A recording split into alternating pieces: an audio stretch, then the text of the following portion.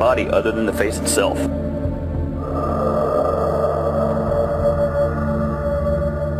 There are, in fact, 4 different types of, what we think of as Sasquatch or Bigfoot. Very wide, pronounced nose. There was also a very ominous odor. Phase 1 is to identify opportunities. I walked into a small clearing in less than 10-15 feet away from this enormous creature, and it scared the living hell out of me.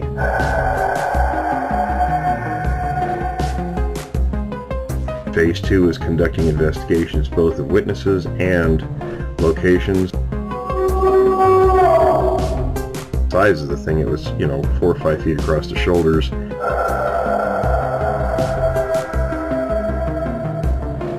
Phase 3 is profiling research areas, what's there, how they move, feeding, things like that.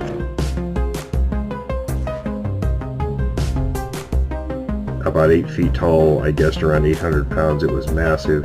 I had no idea that anything like that existed.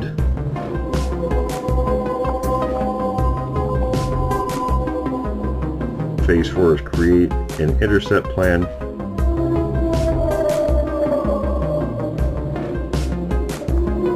I decided to shoot in the air to see if maybe it would scare it off. Phase 5 is the intercept and resolve the issue phase. It didn't do anything, didn't react, and then I heard a noise from my right rear, and from out behind some brush come another one and walked over by the first one. That's when I decided to do what the dog did. I took off running. Welcome to Witness of the Unknown.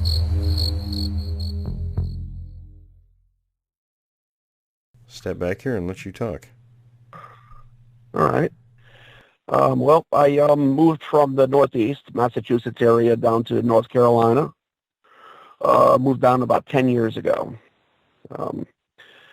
How could I guess I should start right from the beginning. We bought a house in Western North Carolina. One day I'm building, I got my home. I bought a relatively new home, but I wanted to redo it. It was pre-owned from somebody for about 3 years. It was about a 3-year-old home. I got the home, and while I was in the process of gutting the home, I was putting a deck on in the backyard. I bought, this land I bought was about 10 acres, okay? I pushed back, there was trees real close to the house. I cut down all the trees. I got a backhoe. I basically cleared out all the land, probably 2-3 acres around the home. Well, the home goes back about those 2-3 acres. Right where I stopped, it's an incline. It goes down. It goes down probably about 15 feet to a stream. There's a stream right behind the house, about right behind where it goes down. And then my property, the 10 acres, goes back another, 6, 7, 8 acres, whatever it was, back to another tree line that's further back. So there's a little field, and then there's more trees. On the other side of the trees, there's power lines. Power lines that run up and down through the state or whatever. I guess I don't know where they're running power, but, regular power lines. So doing the work on the deck, I looked out one day, and when I was just in the middle of work, on the corner of my eye, I just caught something running from one. It's hard to explain. There was a tree line that stopped, kind of like shaped like a U, and then it was an open spot, and then there was another tree line. On the corner of my eye, I caught something run into the tree line on the other side of the U, going away from me, going in and away. So I brushed it off as nothing. I don't know. I thought it was a person. It could have been anything. Some kid, some corner of your eye. That's the last thing you're thinking of anything like this. Okay.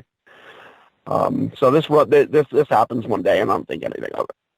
About a month or two later, about 2 months later, my garbage. Now I got a big garbage bin, one of those big compactors out in the, the big. I think it was a 10-yarder, and out in my driveway. All right, and I'm throwing all my garbage from gutting the home and doing all that stuff out there. I'm hearing banging going on. My wife says to me, "Something going on outside. Somebody's in their garbage. I hear banging going on. There's animals. Something's out there." I go out there, and it's at the distance. Now I can't see great. All I can see is a darkness, a shadow. And I walked out there and I said, "Hey," I was like, because I started getting a little scared. I was going to just run out there and see what's in there, out in the garbage. God only knows what's going to be out there. So I yelled, and whatever it was, it stood up. It was a person. At least I thought it was a person. Stood up, looked at me, couldn't see any figures of anything, couldn't even see eyes, couldn't see anything, just a shadow. And instead of walking out towards the street, I live on the end of a dead-end street. Instead of walking towards the road and heading back down towards, society, basically, I went the opposite way, right into the tree line. Nothing's out there. I'm like, that's odd. That kind of freaked me out. I guess, I don't know, maybe 4 months later now. We bought the house in August. So now this is probably the middle of winter now.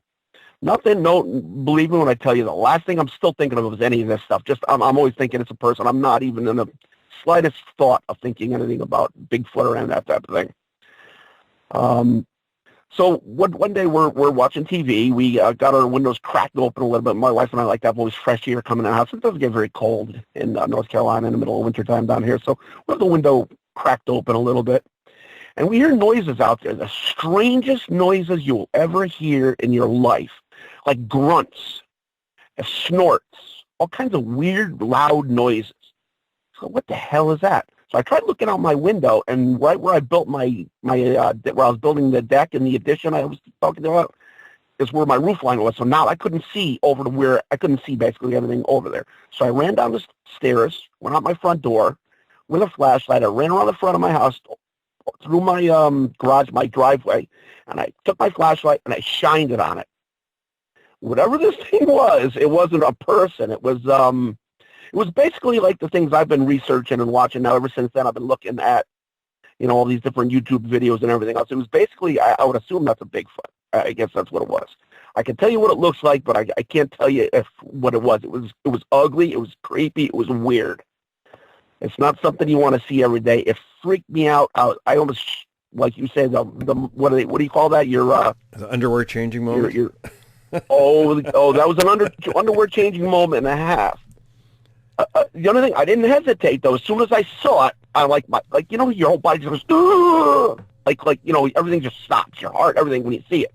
I turned around and ran as fast as I could back to the front of the house, closed the door, and I stood by my downstairs door about 30 minutes. My wife finally comes out. What's going on? What's the matter? I'm still standing there.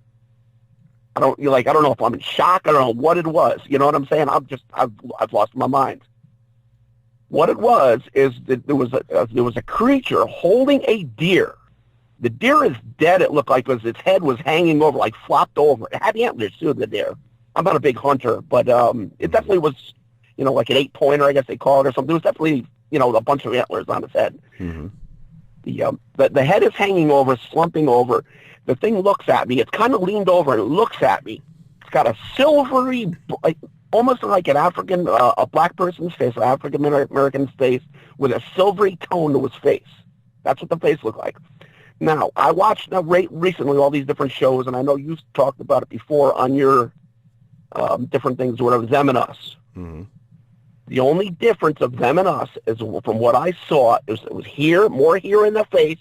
If you look at that picture, if you put here down further into the face, almost like dreads, like scraggly looking here, dreads like that into the face. I don't know if it was because it just got done raining maybe an hour earlier. I don't know if that, that's why it looked like that. But it had the hair coming like that. Couldn't see the eyes. It was just black pits in the eyes. You know what I mean? It was just solid black in the eyes. Sure. So it wasn't like, well, let me tell you something. Underwear changing moment isn't the word for it. I'm 48 years old. I've played hockey my whole life. Nothing. I mean, nothing scares me.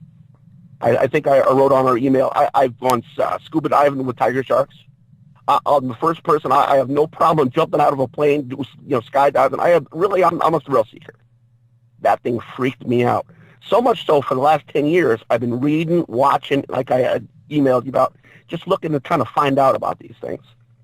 Right. So that's basically what had happened. We actually sold our home. I got us out of there probably within 6 months. We sold our home. We moved we stayed in North Carolina, but we're more towards the coast now. Mm-hmm. But I got rid. I wasn't staying there. There's no way. Wow. And you want to know something too? I'll tell you too, Will, is I truly believe, and I know you said on different shows, and I know I've heard from you that the coyotes, that they eat coyotes and whatever else. That was one of the things you said. Right. I think they have a symbiotic relationship with them. Some way, somehow, they have a symbiotic relationship with them, because I noticed too, around when this was happening, the coyotes were around. Yeah, we heard them down the end of the street. they'll come around, and what it does is it really makes these things upset because it kind of ruins their hunting. But the coyotes know they're hunting, so being scavengers, they're going to hang around. And then, that makes sense. I mean, there you go. That just hit it because I was always wondering. I'm saying to myself, I know they have some sort of relationship with each other, more so than just come and go. They must be following them, getting their scraps, whatever, something. But they have definitely something to do with them. Yeah, and coyotes really wind them out. I mean, they get ticked off if they catch wind of the coyotes being close. Yeah, and I've heard, different times you talking about it, that when they yell, then they all start barking, they all go nuts, Right. It's fascinating. I mean, it's a fascinating subject, and like I was telling you, the thing that scares me a lot about this whatever you want to call it, the Bigfoot people, the Bigfoot society. Right. I mean, there is just so much bull crap. Yeah, there's just so much crap out there. You just don't know what to... I mean, this stuff where they're, what do they say? They're like, they can go invisible and they can do they're aliens. Or every time I turn around, there's some new stupid thing. That's the thing. I've been around this subject. In December, it'll be 46 years. And it never ceases to amaze me. I mean, you have to wonder where common sense is gone with some of this craziness. And like I was telling you too. I'm sorry. Go ahead. Go ahead. I'm sorry. Oh, I was just gonna say, just like I think I emailed you too about that the dog man thing. Right. It bothers the heck out of me because I say to myself, I like I told you, I have an engineering degree. All right, and I look into things. I don't just open my mouth to things. I kind of like to look into things before I talk, and just to think that there's an upright walking dog. You know what I'm saying? That has feet that can handle it upright. I mean, their paws can't even handle standing upright. Right. And it's one of those things, I've talked with, I have a good friend that's a forensic anthropologist, and we've had many discussions, him and myself and other people I know that are professionals in the fields of science, and it's something that's absolutely impossible, genetically and biologically, and what they're seeing, and I've even had one or two people, thankfully it's not many, who say, well, listen to all these detailed descriptions. People can convince themselves based on preconceived things that are in their minds. They'll see something and I think, boom, this is what the parameters are for what I saw. When they may not watch one too many scary movies. Yeah, and maybe they didn't get very much of a good look at what they saw. Now there are several different varieties of Sasquatches. One of them does have a slightly elongated face, the typical simian ape-like face, and that's what people are seeing. They're mistaking that creature and calling it a dogman. And there's so many shows, I don't want to name names or whatever, but you know the different shows that are the dogman shows that are on. Right. And I try to listen to them. I'm trying in my mind to keep an open mind. I'll say, okay, wait a minute. I'm going to keep an open mind. I'm going to listen. And my mind has to be so open, my brain's going to fall out. That's how ridiculous the stories are. I don't mean to laugh at people, witnesses. Like I said, I think they're in fact, I know, because I've been told by my sources that they are quite frankly, it's mistaken identity. They're seeing one thing, and when I really first looked at what people were seeing, I had to think, what is it that people are seeing when they report things? Because you get differences. Well, among species, you're going to have variations. You're going to have some differences. They can't all be carbon copies.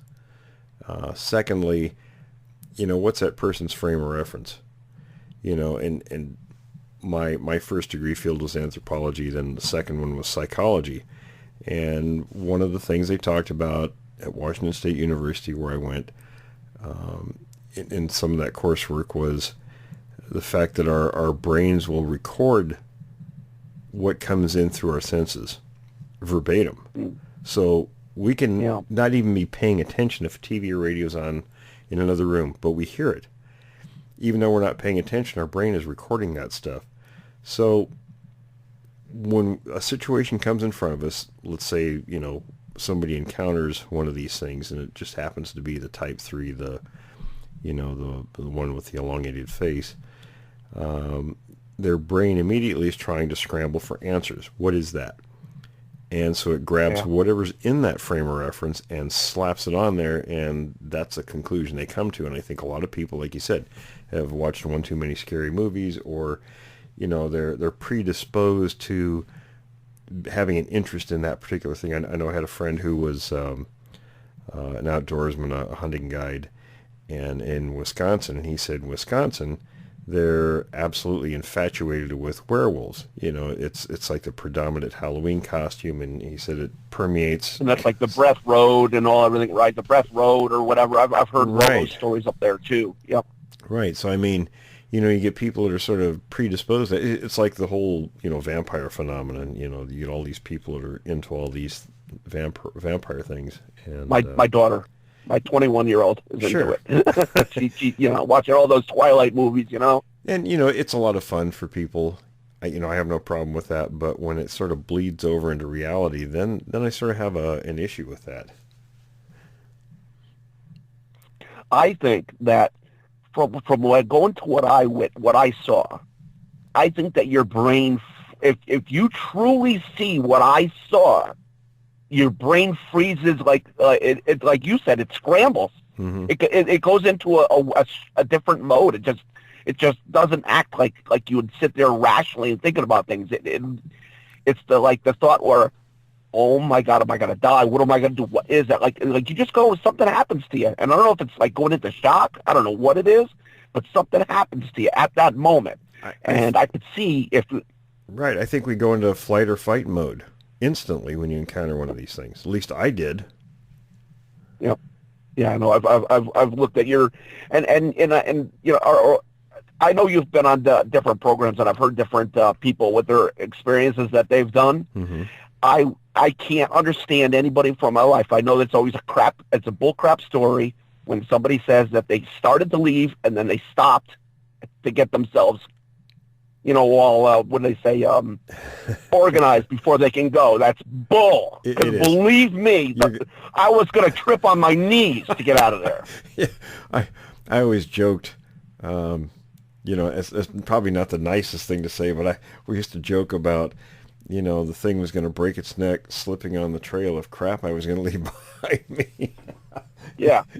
And, but realistically, you're either going to fight, and it's not likely. What's going to happen in the vast majority of cases, you're going to turn and run like hell.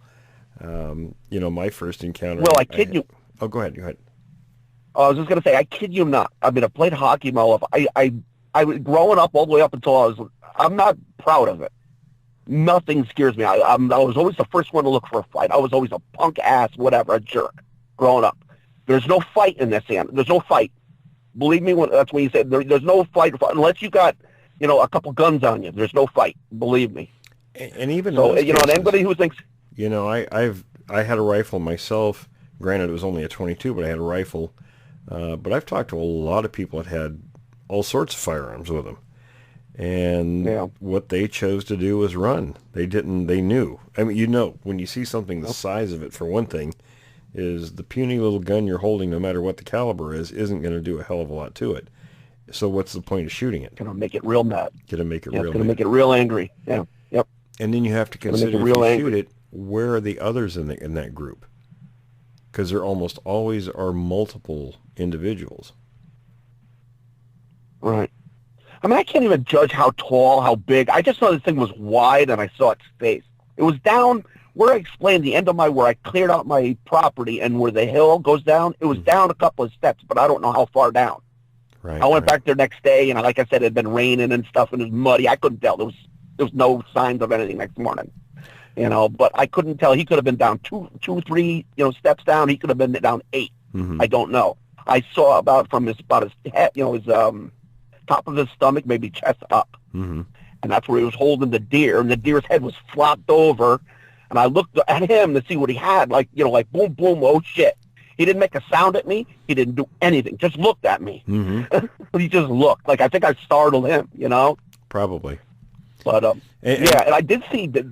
Go ahead. I was just going to say, he definitely had fangs, though. I was trying to decipher what I saw between the flat teeth or the fangs. Right. He definitely had fangs because he had his mouth halfway open when he looked at me. It didn't bare its teeth at you or anything. You just saw No. its mouth open. Okay. Yep. See, that's almost like he was breathing. That's a distinguishing feature between the types, and I've explained this numerous times to people and on shows. There are two major species groupings. One grouping is like what you see in the Patterson film. I call that, and I don't know. I mean, I still have to kind of iron it out with my my major inside contacts. You know how these different subspecies sort of fall into place. But so I call the one major grouping type 1, or the species grouping A and species grouping B. The grouping A has what I call type 1s and type 4s in it. And type 1 is what you see in Patterson's film. Those typically have the blocky, what's described as like Lincoln log teeth, no canine. Right, that story of the kid, and yeah. I read that story. Yeah, no canines or anything like that. The type 4s aren't a whole lot different. There are some differences between the two, but I'm not going to elaborate on that right now. Then there's species grouping B that has type 2s and 3s in it. Those are the ones with the pronounced canines, uppers and lowers. A little nastier creature than the other species grouping. They'll go on all fours as often as they will bipedally. Some other characteristics that are different. So what you described, and you said it looked very much like the them and us photo or a picture, you know. Yeah, it did. Like I said, the only difference I would put on it is that face I'd put a little more silvery of a face to that. At least that's what it looked like to me. Unless it was sweat, glycerin, like the moisture on it, I don't know, but it looked a little silverier to the face in that. Okay. And it also, too, had almost like dreads. Right. Down in the face, right. Like down. You know what I'm saying? It had stuff coming down to the eyes. Right. And that's something, too. I mean, the hair is going to be a little different. And again, between individuals, you got that variation within a species, so you've got some differences. They're not all cookie-cutter creatures. I mean, that's one of the things. Well, they're probably like us, I figured, too. They got to have all different individuals. Absolutely. I mean, you could look at a group of them and say, okay, those are all Sasquatches, but you could pick out individuals. I'd have to say these type are definitely creepier than a Patterson type. They are, and they are more aggressive. They're more vicious. And, something too, and I've gone as far as to searching like the hominids and seeing where they are. These things have to be all different branches. In other words, a Patterson type one a branch this way, this type one this way. That's you know what I mean. That's the only thing I can think of, because they're definitely not steps in evolution. Like this one's further back than this one. No. I think it's a different branch. Sure, and something that scientists have found out.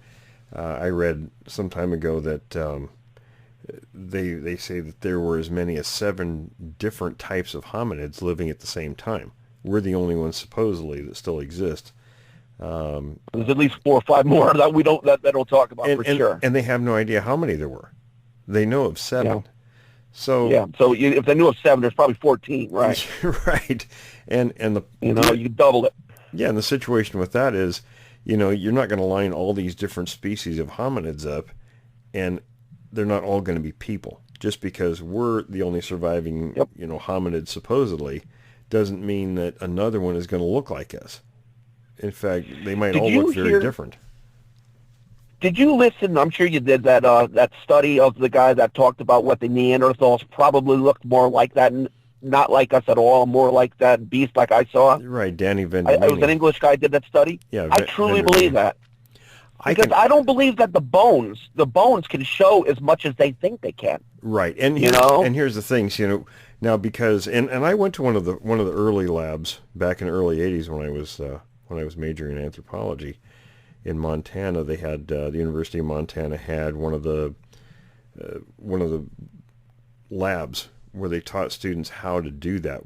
But see, here's the thing: you can't take just any skull and get a recreation from it, not an accurate one. We can with human skulls because we've studied the heck out of ourselves. We know all the soft tissue thicknesses and all that stuff, so we can get a pretty accurate picture of us. But when you take another species, it's guesswork. I mean, there's no way of knowing how thick the soft tissues are. Especially when you see these bones too, you know, the eyes are bigger than ours. This and that. They're slightly off of us. You know what I'm saying? The mouths, you see the jaws on them are larger. So there's definitely something else going on there. That's why I believe in my head. You know what? I could see that same creature being that. I really could. Sure. I try to keep an open mind to it, and there's no doubt in my mind that if these things are around now, and Neanderthal was supposedly, before I had any inkling of these things, was supposed to be one of our closest relatives. Mm-hmm. If that's the case, then that this might be something of a Neanderthal or a branch off a Neanderthal or something very close. Or something very similar. Just another one of those species, different. I tell people, and I'll actually send you an email. It's a PDF version of Vendramini's book, Them and Us. I tell people, if they were to read through that, get rid of the sexual component, replace Sasquatch with Neanderthal, you might have exactly what we have going on. And it's not a pretty picture, but there's a lot of similarities. And there's a lot to go into with that, and we can talk about that, through emails, but or another time. But I don't know if you've ever looked deeply into, probably you got so much going on out there, you probably wouldn't even think much about looking into North Carolina much. But something that I've recently, after this all happened, started really looking into this state. Now, this state was only, taxes have gone so high from New York up into New England that a lot of the people that used to retire into Florida now go to North Carolina because it's cheaper. And so it's only become populated in the last 10 to 15 years. Mm-hmm. I truly believe there's so many different open pockets of these things through this state. I watch all the sightings, where the sightings all around me here, they're all over. I mean, they're literally next to a city where you wouldn't even think. Yeah, the Uwharrie Forest, but you got the Appalachians, you got the Uwharrie Forest, and then there's other patches all through the state, all the northern. I mean, it's amazing. And here, all through this state. Oh yeah, and I'm actually getting more and more contacts there, and in that part of the country. One thing I wanted to mention first was that you're in good company when you describe what you saw as looking very much like that Them and Us picture. I've talked to quite a few people in that part of the country, and by that I mean the southeastern part of the country, that say that exact same thing. What they saw very, very closely resembles that picture. Yeah. And of course that is the type 2, what I call the type 2. I'm trying to think what else I was going to go. I was going in another direction. I had to stop and say that, but there's a lot of stuff. Oh, I was going to mention too about where people would think, fairly, these things, sightings fairly close to populated areas. Here's the thing with that. We're sloppy. I mean, we are so far removed from what put us in the position we are in the world, in nature, that we've forgotten where we came from. So we leave a lot of food items around, and these guys are opportunistic. I mean, they're predators, but they're opportunistic also. They're going to come and get whatever's an easy meal, and we leave, and I mean, not just food things, but our pets, domestic animals, all kinds of things. So they're going to come in. They're going to come in and take advantage of that. That's what I was thinking. I was thinking of the power lines, because there's a stream that runs behind my house. Like, remember I told you on the bottom of the hill there's a stream, and then on the other side of that there's power lines. I was wondering either the stream area or the power lines or both. But I'll say one thing, my property, I've never seen so many deer. I mean, every morning we would wake up and see 6 to 8 deer out in the yard. Every morning. You know what I'm saying? So a lot of people don't understand. I mean, it's been known for many, many years. Lots of sightings around power lines, railroad tracks. Roads are the number one place for their sightings. There's a reason for all of that. Animals will follow the path of least resistance. They're not going to go out and fight the brush when there's a nice open area they can traverse. So those are game trails, and predators hunt along game trails. I remember a story of a gentleman that you had on the show, and he was talking about coming over the hill on a quad or whatever, and he had seen a bunch of them in the distance go running. Right. And he, I guess he was talking about how fast they skid and went off to the side or whatever in there. That's what I'm thinking of the back. The way it is in the back of the yard. It's very wide, power lines. It's a very wide area. It's probably like 30 feet of just grass. You know what I'm saying? Where the power lines were they cleared away. So, like you said, I could see that being exactly the path that they're going to walk through. Sure. Especially the deer, you know what I mean, coming through, they're eating the grass or whatever they eat. Absolutely. So, if you hang around the edges of those areas, all you have to do is wait for a meal to come along. And me being a slob myself, throwing all our stuff into that big dumpster, you know what I mean? I didn't even have the dumpster. You know how it latches and opens? Right. I had it open. And it was open on the front side where they could pick it up or whatever on that side. And that's where I was so freaked out. I walked out of my garage. Now, my driveway was from the garage doors where I stepped to the end of the garage door to where the dumpster was probably, I don't know, maybe 50 to 60 feet. It wasn't close. It was a big driveway. I mean, we played basketball out there or whatever. It was a big, long driveway. Matter of fact, you used to have to take a quad to go up to my mailbox. There was no way you were going up to the mailbox walking. But anyway, that's where he stood up over there in the dark, that shadow, and that's why it really bothered me because I kept replaying that in my head, that. Was that one of them? It had to be. It walked into the middle of nowhere. Right. You know what I mean? So after I saw this one with the deer, that's why I started thinking maybe those other signs were them. But that's a short time rule. We're not talking over a 10-year period. I'm talking, I was at a house 8 months, 9 months. Oh, it was amazing. Oh, yeah. I was in... It's crazy. Oh, these things can happen very quickly, these incidents. I hear different things about how they kill this animal. I don't know if it was the animal I was hearing snouting or him, but it was the weirdest noises. It'll give you nightmares, the noises I heard. It was... like, it was weird noises, man. That's what freaked us out. We're sitting there, we're looking at each other in the bed because we're watching TV laying in bed going, what the F is that? You could hear it just outside the house then. Oh, yeah. Like I said, my window was open about maybe 3-4 inches. Right outside of my bedroom was, you look down, is right where I was putting the addition. I built a deck, and then I built a top over it. I built a little addition, like a 3 seasons sunroom type of thing. So I had just put in the roof and the shingles on there, and right where they were is right where, when I look out, I couldn't see them. It was about 75 feet, but I had the roof line where the pitch of the roof comes up. Yeah. Was like right there. I couldn't see over it to right where they were. So I grabbed this little $1 flashlight I got at Lowe's or wherever, ran down there, didn't turn it on until I got right out there, and I went, boop, find it right in his face, and just stopped doing what I was doing and looked at me. I turned it back off and ran like the dickens. I think I would have too. man, like I said, like you say, that's why those underwear changing moments are no, they're not a joke. Very serious. Very serious. Well, I don't want to tell you I didn't shit my pants, but I did something else a little bit in my pants. You know what I mean? I probably pissed a little in my pants at the moment. Yeah. Because I lost all. Yeah, it's hard to explain to somebody. It's almost like, did you ever get in a car accident and that moment when your heart stops and you get scared, like like that? Boom! Your heart's racing. That's the feeling. I suspect that's the feeling. I suspect that in prehistory, and we know this from what a lot of native people have told me, that these things probably predated on us. I mean, they eat everything, so, and they're certainly the top of the food chain. So I have a feeling when a lot of people have these encounters, there's some kind of a genetic memory at work there, and that probably, is what gets that response. I think you're right. Like I said, I've read, when I don't know something, I just go nuts reading. I have to know. You know what I mean? I got to find out. I got to figure it out. And I've just read everything, and I think you're right on that. I think there's a lot to that. There's a memory to us to looking at those, like you said, and just knowing that this is trouble. Like when everybody says when they know when they're being looked at. Yeah. You know what I mean? Something's watching them. Right. You do. Absolutely. You really know.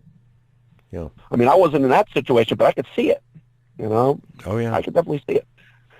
But I watch, I listen to your show all the time. I've listened to all your stuff, and I go through all these different ones. I don't know if you know the guy that died in the Texas area, the researcher guy, the old guy, Robert Dobson. Right. Dobson, he just died recently. Mm-hmm. I don't remember one day. I don't listen to much because he's kind of a cranky, guy, whatever. But he was something about him was honest. Mm-hmm. You know what I mean? When I listened to him when I'm talking, one thing he said that grabbed me. Somebody asked him a question. We went on some show and they did an interview with him, and they asked him about that dog man. Mm-hmm. He said, "No, that's a bunch of bull." He said, "Bullshit." He said the word bullshit. He said, "I've seen over 100 of these things. I've never seen nothing look like that." I mean, he went right out on them, all after them. No way.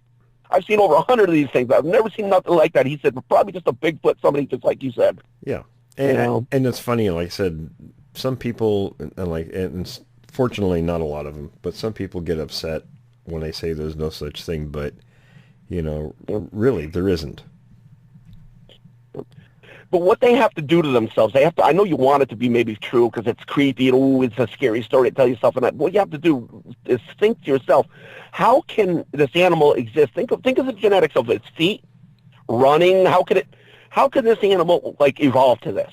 It just doesn't make sense. It's much better off on four legs. It doesn't make sense to stand up. When I was taking my coursework, they quoted us a figure. Now, this is back in the 90s, so I'm sure I don't know what the stats are today, because I haven't really kept up with psychology, but one of the professors said, when you walk down the street, 4 out of every 10 people you pass have some form of psychosis or mental illness. I believe it's higher than that. And I thought, well, that's certainly reassuring, Yeah, no kidding. But I think it's higher. That's the scary part for me is I think it's higher. It could be, but from what I've experienced in my life. But she qualified that, by saying that, not everybody's a raving lunatic. There's various degrees, and depending on what the issue is with a person, it could be completely harmless, and in most cases is. But, is it a form of mental illness? I mean, not in a negative way, but just some quirk a person has that would be classified that way, that would cause them to have a predisposition to jump to something like Dog Man because, whatever their interests are or proclivities, makes them think that. And if you talk to these people, and if you talk to these people, because I've talked to a couple of them, there's no convincing them. Yeah, right. There's no convincing them at all. No, you're wrong. I believe this person saw it and whatever. I'm like, okay, all right. Yeah, exactly. Like, yeah, they're locked in. And I say to them, I says, you know what? And I ask them too. I says, do me a favor. You see all these pictures of Bigfoot online, all the ones that maybe like you said, maybe 4 out of 10 are legit. Okay, but if you look at that, show me a Bigfoot. Show me a Dogman one. The only one that they ever come out with is that one, that picture in Ottawa, and that's a Bigfoot. Right, exactly. The one with the snout, he's holding a rabbit or whatever he's holding in his hand. Yeah, that's the old picture. Yeah, if that's real, it's probably a Type 3. And it does. It looked like an honest picture because I guess nobody saw it till like 8 years later. Yeah. Or something after it was taken. So who knows? But like you said, today everything can be faked. So, with technology today is. I know. You don't know what to believe, People ask me all the time, do you think this picture is legit? And do you think that one's legit? And I look at things and, there's a couple out there, I would say on YouTube, that look pretty good. There's one up in Canada where the thing is lying down, and there's a family who stops, and there's snow on the ground, it gets up, and it walks off. To me, that one looks legitimate. But there's very little else out there I would say looks legit. People say, well, what about the Freeman film? It's fake. The way I know it's fake, and you only see a few seconds, is because it's bobbing up and down when it walks. Sasquatch does not walk that way. That's the way a human walks. I know, they don't bend. Their knees are bent always. Exactly. And just his reaction, too. I don't like his reaction. And there he goes. Let me go look. That's you forget it. No. I'd be shitting my drawers. Oh, my God, I got to get out. You know what I mean? You're not going to go running after it. This guy goes running after it. No. That's a dead giveaway. When somebody starts running after it, almost always, unless they got a death wish, they're not running after it, believe me. And when something goes on YouTube or out in the public, the first thing, it raises a red flag with me because I'm thinking, okay, what are they trying to get out of this? I would send a picture, and I think it's legitimate. It's on my latest book. from Michigan. It was taken in 2009, and it's a clear daylight photograph. The creature's running away from whoever took the picture, and I say whoever because the people who took the picture, the family, they want absolutely nothing to do with it. They deny what's in the picture. They're saying it's a bear, it's this, it's that. Right. A friend of the family actually was given the picture because they didn't want it, and that person sent it to me. So there was no interest in getting attention from it whatsoever. Right. They wanted nothing to do with it. So that and it looks like very closely, the dimensions and hair and everything from what I've seen myself. I've seen 3 of the creatures. So to me, I think it's a legitimate pick. But there's so much that's just You remember the one that I asked you to look at for me? It looked like a chimp. Yeah. To me, that looked like a legitimate one because it ran and jumped around like a chimp, and it was making noises like a chimp. I thought that was one. An adolescent, a small one, whatever. It could be, yeah. I mean, I've heard noises that sound like chimps from these things. In fact, we were up camping at Mount Rainier probably 10 years ago. Oh. Sorry about that. Phone's ringing. It's all good. It's all good. Anyway, it'll stop in a moment. Don't worry about it. Anyway, we were camping up by Mount Rainier, me and some of my old buddies that I've known, from school, but about 100 feet above us, we were camped back against this mountainside and had a big fire going, and we were sitting around talking, and then one of the guys says, "What's that?" So we all stopped talking and listened, and about 100 feet above us up this slope, you could hear 2 whatever's making vocalizations, and I won't say it was Bigfoot because we don't know, but I don't know what else it could have been. And that area was an area that was very active with these creatures. One of them was walking back and forth, and you could tell it was walking back and forth, and it was kind of chattering, and I can't even describe the chatter. It was a weird noise. And the other one was stationary, but it was making chimp noises, and it was the damnedest thing all of us ever heard. And we're all sitting there kind of looking at each other like, what the hell's going on up there? Well, I've heard different ones of that. Yep. Yeah, I surmised what it was, obviously, but very strange, very strange. And I wonder too if they do more of that while they're adolescents, and then when they get older, they quiet down with that type of noise or something. I wonder. It could be, sure. Have you heard them?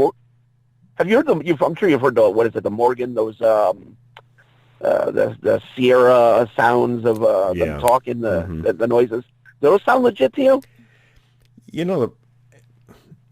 The problem I have with that is of all the sounds recorded, that's the only one ever been recorded that sounds like that.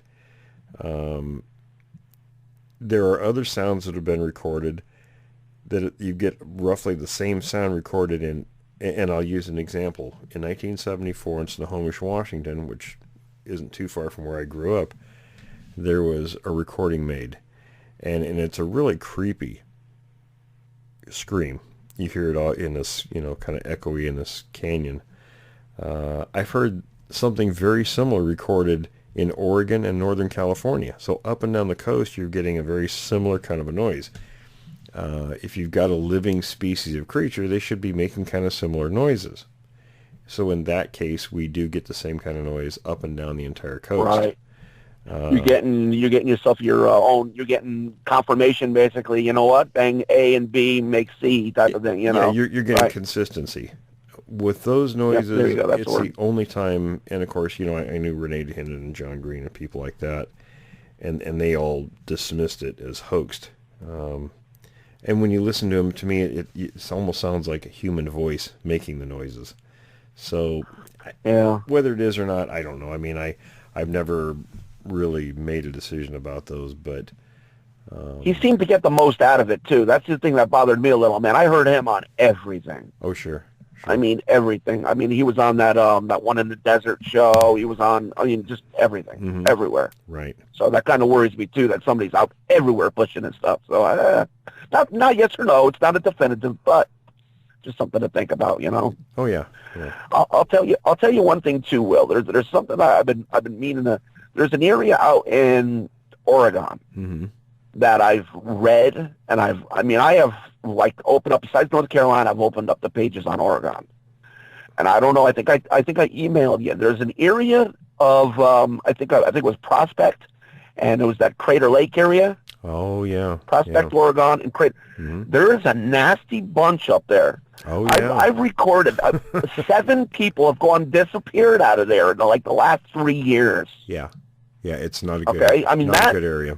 No, that's why I said, if somebody doesn't believe, like you watch the Bigfoot guys, well, not finding Bigfoot guys, go there, buy their camp by themselves in a cold winter night, and get yourself the deer calls or whatever, like a moose call out there, and go see what happens out in those places.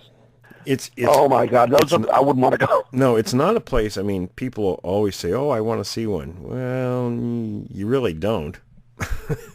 and why would you though? Why? Yeah. That's like saying I want to go in the woods and find a tiger.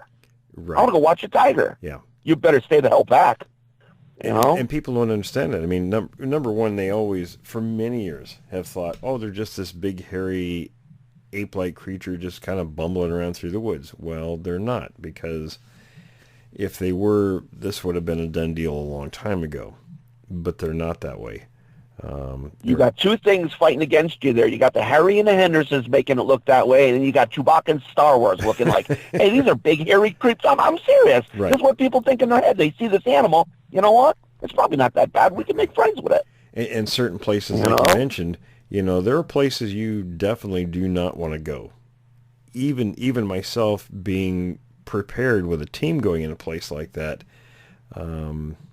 you got to have a bunch of contingency plans and be thoroughly prepared, because places like that, they're going to eat you. I mean, that's just you heard the story. You heard the story about the one that I think they were heading to Bend, Oregon. The father and the son that pulled over, and that's where they were in Prospect. They went to take a pee or whatever.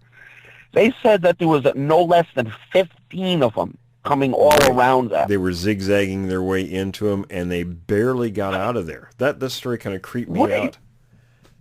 Right, because what is a gun going to do for you when 15 of them are coming at you? Oh, Unless you got an Uzi and there's about 10 of you, you're screwed. Pretty much. And those guys had not got in the truck and got out of there. And the one thing, I think they thought they ran over its toes or something. It was that close. Had they not got out of there just in the nick of time, they probably would have vanished. Yep, nobody would have, and there would have been something, beer got him. It's always a poor beer, Oh, sure. Every time I turn around, it's poor beer. I tell you, he takes a bad rap for every for the Bigfoot. He really does. Every time I turn around, it's the bear. It's the bear. Right. Trust me. You see that face, that's not a bear. Forget the running on 2 legs and all that stuff. You look at that face, that's not a bear. Yeah, no, it's almost a person that's a real disformed. And I think I even emailed you on something else. I remember a while back I emailed you. I think it actually had some sort of dyslexic look to it, if that's a nice way of putting it. Sure. It had a weird look to its eyes, like cross-eyed almost. They looked weird to me. I don't know why. I can't explain it, but that's the feeling I got when I got, an hour later after I was thinking about it. That's the feeling I got. Yeah. So I don't know if there's inbreeding going on with these things. I don't know. Well, some places, I mean, it really depends on location. We get variations because of physical barriers, from one area to the next. If the breeding pool, is sort of confined or whatever, there might be some differences. Could be disease, could be a lot of different things. I mean, people don't consider all the different factors that affect, humans and other animals. The same things apply to these things. So there's going to be those factors that cause those different things, and there are. There's certain pockets of one of the subspecies that they're, very thin and kind of emaciated looking, and so we get that in some places. So, I mean, there are those different characteristics. I mean, think of this in your worst nightmare. For people who want to go find this thing and go look at it and go play flute or whatever you talked about in years past, go play. I mean, think of this animal. I would really say that you're safer going in the woods with a Siberian tiger roaming the woods. He's going to want to get away from you more than this guy. This guy's got to at least be interested in you as soon as you enter his woods. Whether he attacks you or not, he's going to want to see you, put eyes on you. He's going to do, let me tell you, stay away from these things. Absolutely. I don't know what their control base is, and I know, people say, I think the government, no. I know the government knows all about these things. Mm-hmm. I have read so much stuff. There's no way in hell. They do, and they're trying to control it. And I think they're doing a horrible job at it. You know what I mean? I think that the problem is what you talked about some months ago or years ago, probably years ago, because it was on an old YouTube, when you talked about all the areas getting cut down, the trees getting cut down, and now grass growing, and you get a boom in population of these things because the deer are now, exploding also. I truly believe that there's more, and also too, like you said, our habits have changed. Yes. You know, we're not going out and shooting everything like we used to. Now everyone wants to hug a tree now. Well, and look what some of the other animals like cougars and animals like that are doing. You know, we're seeing more aggressiveness towards people, even coyotes, because we've stepped down from what we are naturally. And people say, oh no, we need to be civilized, we need to be all these things. Well, come on, folks, we're really not those things. People... Growing up in Massachusetts, we never saw a coyote. We never saw, I don't know if it's a caribou or a moose. I'm not sure, but it's one of the two. I'm not a big hunter, but I remember them talking about it on the news. Mm-hmm. By the time I left there, we had coyotes regularly down, in our neighborhood, which we never were shocked. We never even saw hawks when we were growing up. Mm-hmm. Now hawks were back, coyotes were back, and like I said, whether it be a caribou or a moose or whatever it was, they were supposedly found back into the parts of Massachusetts, into the Berkshire areas, which they hadn't been seen, they said, in their 50 years, So what you're saying is true. Everything is making massive comebacks. Yeah. And some good. Some things you want to see good, but I don't know about these. Well, and again, animal behaviors are different because we're modifying our behavior. And realistically, it's not natural. I know a lot of people might disagree with that, but look at what we are naturally. Look at what got us where we are. And now we're trying to alter that, and, it may not be a good thing. Yep. A lot of left-wing people, trying to, which I'm not saying anything about that because I'm kind of more left-wing than right. But, I mean, as saying for that, I think a lot of the laws and the different things now are too much for... everything, like you said, everything's just tightened down so much to where nobody does, like you said, like you walked out now years ago with a gun and shot in the air when the thing was around. Nobody would do that now. They wouldn't even go out with a gun now. Exactly. Yeah. So I think behavior, well, you shouldn't legislate behavior. I mean, that's, it's just kind of wrong, but that's what everybody's doing these days. So, it's one of those things. If you look at numbers of hunters, I looked at statistics of numbers of hunters per state. I looked North Carolina, and I looked down there. It is literally like a third of what it was only like 20 years ago. Oh, and there's another factor affecting amazing. that. Something I just found out that's affecting that also, and that's PETA is out trying to buy up hunting tags to reduce the amount of hunters. Yeah. What the? Yeah. Wow. I mean, they even say, look, not for nothing, but these things aren't kept under wraps a little. It's deer and everything else. Don't they overpopulate and disease and all kinds of problems with Correct. them? I've heard And being from Washington State originally, I live in California now, but I was looking at some statistics. I did kind of a random search, different states around the country. And I thought, well, let me look at my home state and see what they say. So I looked at Fish and Game, and they actually call the deer population on the website an infestation. Wow. So, I mean, that was the whole point of hunting, was to kind of thin them out a little bit and kind of keep the population, at a tenable. When some new strain of disease, Will, comes out that they find it's because of all this infestation, then they'll worry about, hey, you know what, maybe this wasn't the right, Exactly. That's the next step that we go through, as a country. Yeah. Which I'm already fed up to my, with everything else going on in the world, but.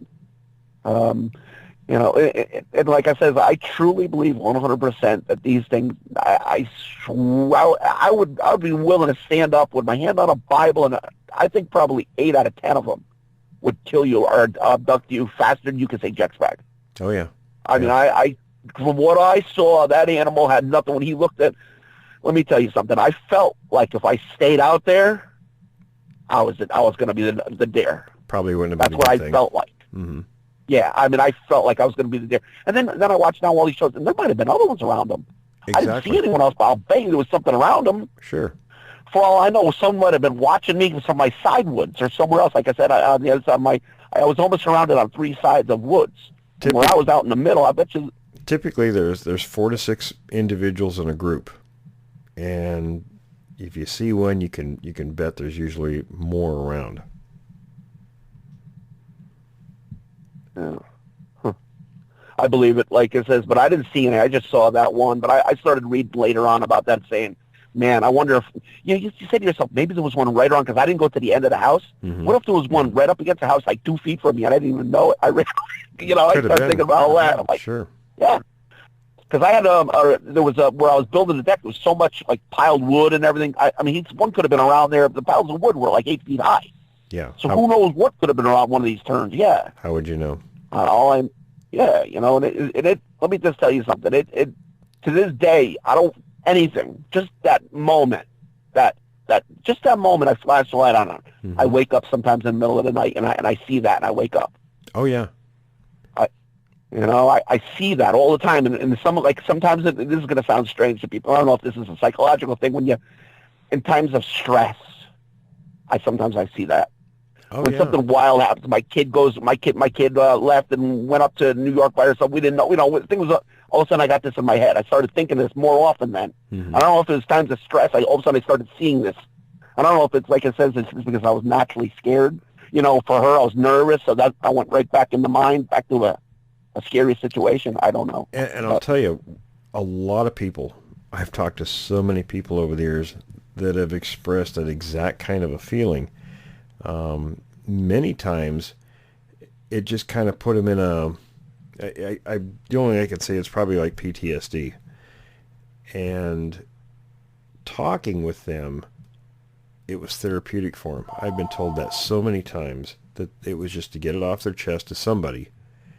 And I'll tell you how I felt. I think I could poetically put that, because I wrote it to you. Now, this has been 10 years, and we've made a solemn swear to never tell anybody about this stuff. We told, I think, somebody, my brother-in-law at the time, and it's the bear, and, we just said, what, don't even bring it up to nobody. It's just not, like I said, I have a business, so I'm not going to, I didn't want to start rambling out around town, you know what I mean? But I think that the poetic use of word to what you're saying, in as far as that feeling better, it felt like how was I putting it the other day when I was thinking about it? Got a load off. No, it felt like I gave my problem to somebody else now. Mm-hmm. You don't get those letters in the mail. They say, fill this letter out and then send it to somebody else, and Sure. you're off the hook type of thing. Mm-hmm. When your kids, you do that. That's Right. how I felt. like a chain I felt letter. I sent it off now. Yeah, I felt like I sent my problem off now, and then it wasn't mine no more. Sure. You know what I mean? That's what it felt like. So, I don't know if that makes any sense, but that's kind of what it felt like to me. Well, I've spoken with people, and a lot of times they want to be anonymous and don't want their story out or anything, just wanted to talk about it to get it off their chest. Usually high-level professionals. I've had that happen a number of times, and, it was really helpful to them to be able to talk to me about it, try to make a little sense of it, and then they were able to move on past that. Some people just get I'm stuck in successful. it. I have my own business. Well, I'm successful too, but I'm not a high executive professional like that. But it helped me a lot, so I thank you for that. Oh, absolutely, absolutely. I mean, just as a little bit. It ain't much. Talking once here, there, like you'd think that, but it helps. It does. It really does. I mean, even writing about it helped. Yeah. Absolutely. Writing about it helped a lot for me. I've had people who. I'm sorry to interrupt you. It was so hard for them to even write anything, let alone talk about it. But it helped them to do it. I hear in some of the people that you talk to, the chattering in their voice. It sounds like they're going to break down every time they say it. And I have this defensive thing to me where, believe it or not, after this happened, I wanted to go find this thing. Mm-hmm. Only because it's an odd thing. Let's put it this way. One time I almost got bit by a copperhead. 2 days later, I saw this snake, and I punched it into the ground, literally like 3 feet into the ground with my fist. Oh, yeah. I can believe something, it. And you know what I'm saying? Like a fear. I don't like to feel that fear. Mm-hmm. So I wanted to go the other way with it. But when I found out how hopelessly I was out, like I had a 9mm. Right. I would have been screwed. You know what I mean? I started thinking about afterwards. That wasn't a smart move, Dave. Wouldn't have done anything, right? Yeah, you know, well, the reason I really did it is because I was worried about my kids. That I'm not always home in the evenings when it's dark. So I kind of wanted to push whatever it was back. Right. I wanted them to see me out there with fire gun in the air, let them at least know this isn't a safe area for you. Think twice before you come this way. That's basically what I was trying to do. Well, you definitely want to take control of your territory with these things and let them know. What do you think about a 10mm and those RIP rounds in it, with a Glock 15 round? You think that was? I've been investigating. I have a 10mm. I was thinking about getting those RIP rounds, but I don't think I'm not going to never need it again. But no. Now I don't know. I just felt so like my pants were down at one point. I don't want to have that happen again. I just absolutely. Yeah, I wouldn't. I mean, I wouldn't recommend shooting at one if you don't have to. No. I just feel like now, like every time, no matter what it is now, like when I go in my backyard now where I live, I'm still not even that far. There's so much woods in here in North Carolina, and I've looked around. There's been sightings not that far from me. Oh, yeah. 12 miles from me, but in 1998 was somebody saw it, turned it in over to the BFRO, those geniuses over there. Yeah, well, on your property, don't have any tall grass or brush up close to your house. Keep at least a 50-foot I've cut everything. Yeah, keep at least a 50-foot You know what I've done, Will?